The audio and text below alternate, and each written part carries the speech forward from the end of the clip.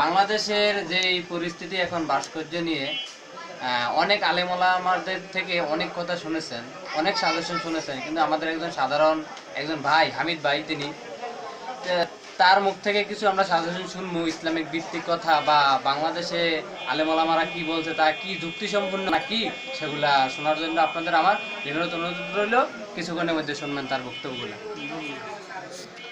আসসালামু আলাইকুম হামিদুর ভাই, আপনি আপনার কাছ থেকে আমরা কিছু জানতে চাচ্ছি। সাধারণ জনগণ হিসাবে, সাধারণ জনগণের সাথে আপনি চলাফেরা করেন, সেই মন্তব্য হিসেবে আপনি আমাদেরকে কিছু বলেন।